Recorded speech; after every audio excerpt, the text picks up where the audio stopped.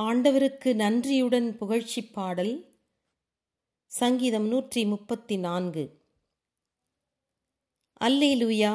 ஆண்டவர் தம் திருப்பெயரை போற்றுங்கள். ஆண்டவர் தம் ஊழியர்களே அதனை போற்றுங்கள். ஆண்டவர் தம் இல்லத்தில் இருப்பவர்களே, நம் இறைவனின் இல்லத்து முற்றங்களில் உள்ளவர்களே அவரை போற்றுங்கள். ஆண்டவரை போற்றுங்கள், ஏனெனில் அவர் நல்லவர். அவர் திருப்பெயருக்கு புகழ் பாடுங்கள், ஏனெனில் அது இனிமை மிக்கது. ஆண்டவர் யாக்கோபை தமக்கென தேர்ந்து கொண்டார், இஸ்ராயலை தம் சொந்த உடைமையாக தேர்ந்தெடுத்தார்.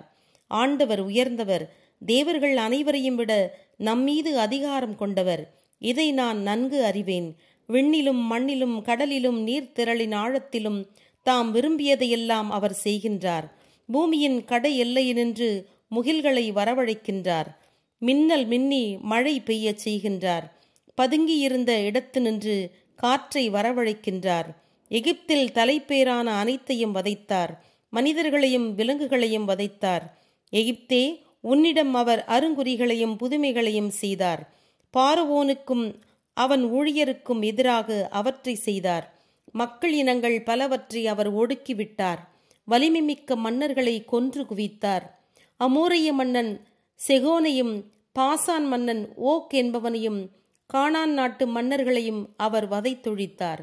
அவர்களுடைய நாடுகளை உரிமையாக கொடுத்தார். தம் மக்கள் இஸ்ரேலுக்கு உடைமையாக கொடுத்தார். ஆண்டவரே, உமது பெயர் என்றென்றும் நிலைத்துள்ளது. ஆண்டவரே, தலைமுறை தலைமுறையாக மக்கள் உம்மை நினைவு கூர்வர். ஆண்டவர் தம் மக்களை காக்கிறார். தம் ஊழியர் மீது இரக்கம் கொள்கிறார். புறவினத்தாரின் சிலைகள் வெள்ளியும் பொன்னுமே, மனிதர்களின் கைவேலையே. அவற்றிற்கு வாய் உண்டு, பேசுவதில்லை. கண் உண்டு, பார்ப்பதில்லை. செவி உண்டு, கேட்பதில்லை.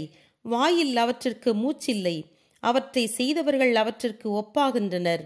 அவற்றின் மீது நம்பிக்கை வைப்பவர்கள் அவற்றிற்கு சமமாகின்றனர். இஸ்ராயேல் இனத்தாரே, ஆண்டவரை வாழ்த்துங்கள்.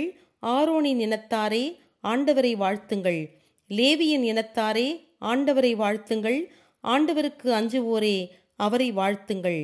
எருசலேமில் உறையும் ஆண்டவர் வாழ்த்த பெறுவாராக. சீயோனினின்று அவர் வாழ்த்த பெறுவாராக. ஆமென்.